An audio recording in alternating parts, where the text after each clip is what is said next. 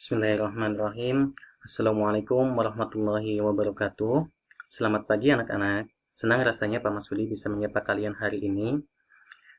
Bapak harap kalian semua dalam kondisi terbaik dan hati yang senang ya. Karena insya Allah pada kesempatan hari ini kita akan belajar bersama tentang tema 9, yakni kayanya negeriku. Adapun subtemanya adalah subtema 1 tentang kekayaan sumber energi di Indonesia. Ya, ini KIKD-nya, muatan pelajaran yang difokuskan pada kesempatan hari ini adalah IPA dan IPS. IPA KD.5 tentang mengidentifikasi berbagai sumber energi, perubahan bentuk energi, dan sumber energi alternatif. Angin, air, matahari, panas bumi, bahan bakar organik, dan nuklir dalam kehidupan sehari-hari. Adapun KD 3.1 untuk muatan pelajaran IPS yaitu mengidentifikasi karakteristik ruang dan pemanfaatan sumber daya alam untuk kesejahteraan masyarakat dari tingkat kota atau kabupaten sampai tingkat provinsi. Ya, baiklah, sebelum kita mulai ke materi inti, nah kita sebagai warga Indonesia harus banyak bersyukur karena di bumi Indonesia karena di Indonesia itu banyak sekali sumber daya alam. Salah satunya sumber daya berupa energi, baik itu berupa minyak, gas, sampai yang non minyak atau non migas. Nah, ada sebuah diskusi, ada sebuah percakapan antara Benny dan ayahnya. Saat itu lingkungan tempat tinggal Benny gelap gulita. Hujan sore disertai angin kencang dan petir. Petir menyambar gardu listrik yang ada di dekat rumah Benny. Akibatnya, saluran listrik di lingkungan tempat tinggal Benny terputus. Nah, ini percakapan antara Benny dan ayahnya. Benny berkata, "Ayah, masih lama tidak ya mati lampunya?" Ayah Benny menjawab, "Masih menunggu perbaikan gardu listrik, Benny." Kata Benny, "Oh begitu. Dari manakah suplai listrik di rumah kita ya?" Ayah Benny menjawab, "Suplai listrik di rumah kita berasal dari gardu induk di Semarang." Kata Benny, "Wah, jauh sekali ya." Ayah Benny, "Iya benar Benny, listrik termasuk sumber energi. Sumber energi yang dapat menghasilkan listrik contohnya tenaga air, uap, panas bumi, atau nuklir. Sumber-sumber energi tersebut diubah menjadi tenaga listrik di sebuah pembangkit listrik. Sumber energi listrik tersebut akan habis. Oleh karena itu, kita harus benar-benar bijak menggunakannya." Ya, ini percakapan antara Benny dengan ayah Benny ketika di rumahnya terjadi lampu listriknya padam. Nah, tentu anak-anak pernah mengalami kan padamnya listrik ketika hujan yang deras. Nah, sebenarnya ada yang tahu nggak itu? Listrik berasal dari mana? Ayo, untuk mengetahui hal itu, kita coba mengamati gambar ini ya. Salah satu sumber energi yang banyak digunakan di sekitar kita adalah listrik.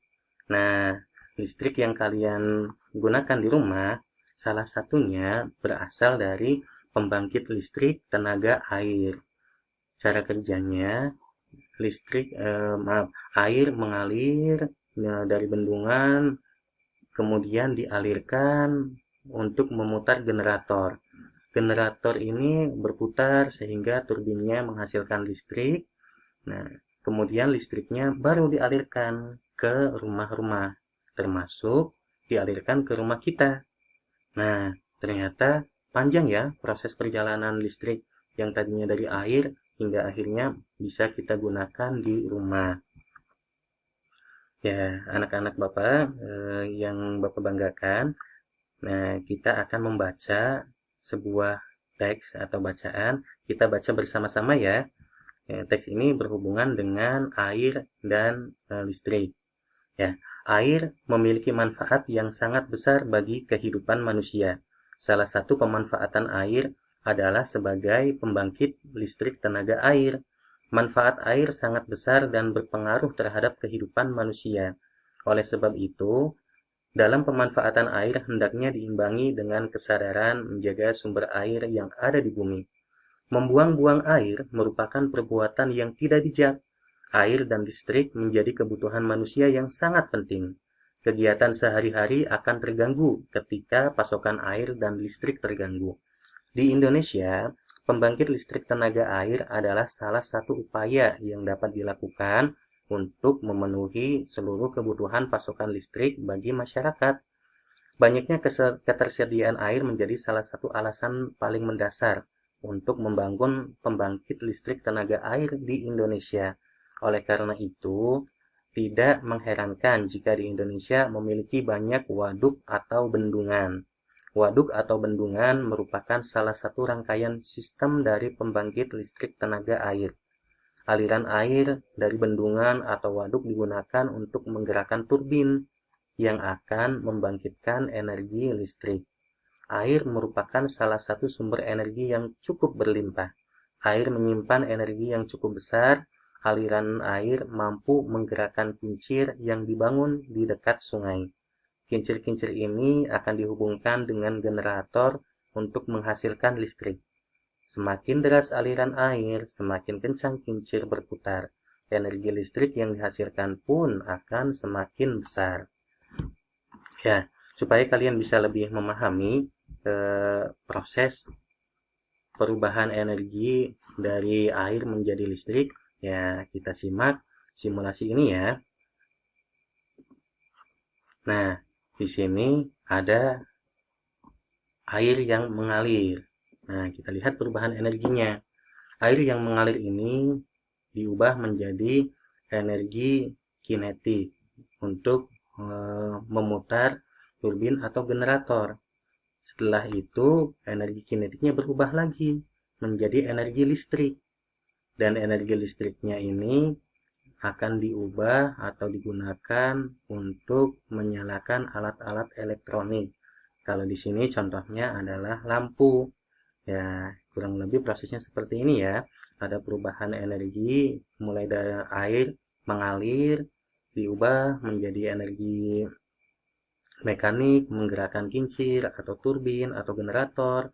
Kemudian diubah kembali menjadi energi listrik. Dan ada perubahan energi yang lain ketika sudah menjadi energi listrik, dilepaskan sebagian menjadi cahaya dan juga menjadi energi panas atau kalor. Nah, ini sedikit gambaran tentang perubahan energi yang terjadi ketika di pembangkit listrik tenaga air. Dan bukan cuma energi listrik, ini juga bisa diubah energinya menjadi energi mekanik. Nah, semakin deras aliran air, maka kincir ini akan berputar semakin cepat. Nah, kita coba kurangi airnya ya. Nah, maka akan makin lambat gerakannya. Coba kalau untuk lampu. Nah, ketika airnya kecil, alirannya kecil, maka nyala lampu ini akan meredup.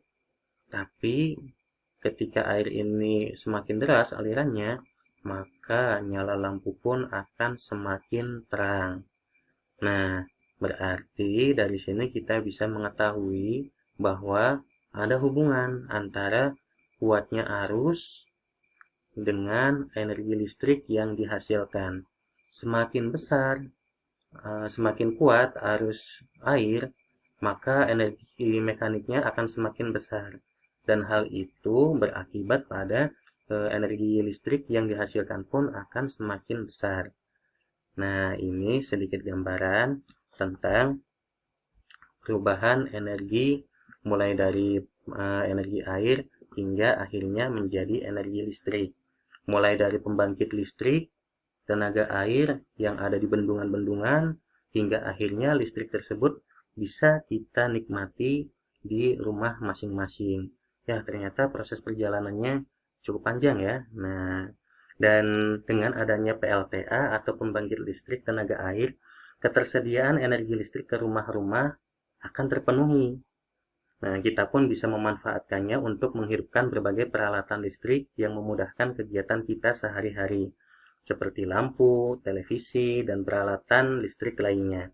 Oleh karena itu, kita perlu menjaga kelestarian lingkungan supaya ketersediaan sumber energi tetap terjaga juga. Berbicara tentang lingkungan, ternyata kehidupan manusia tidak dapat dipisahkan dari lingkungan alam ataupun lingkungan sosial. lingkungan menjadi penyedia berbagai sumber daya. Sumber daya itu termasuk sumber daya energi yang dibutuhkan untuk menunjang kehidupan manusia. Nah, supaya lebih paham, mari kita pelajari beberapa fungsi lingkungan bagi kehidupan manusia.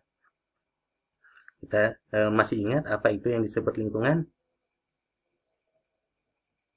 Ya, betul. Lingkungan adalah segala sesuatu yang ada di sekitar manusia yang mempengaruhi kehidupan manusia. Dan lingkungan ini memiliki beberapa fungsi.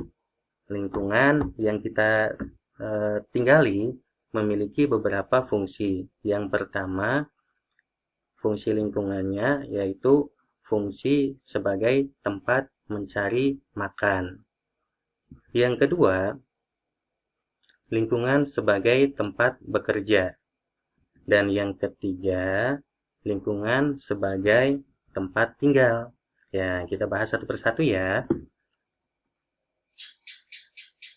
Lingkungan sebagai tempat mencari makan.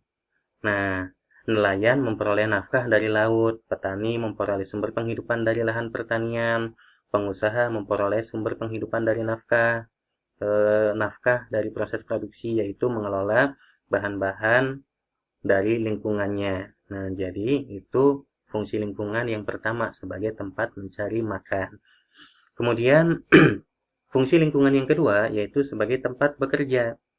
Setiap manusia melakukan berbagai aktivitas untuk mencari nafkah. Berbagai aktivitas tersebut menimbulkan terjalinnya interaksi sosial. Hal ini juga menunjukkan ketergantungan antar manusia dengan sesamanya.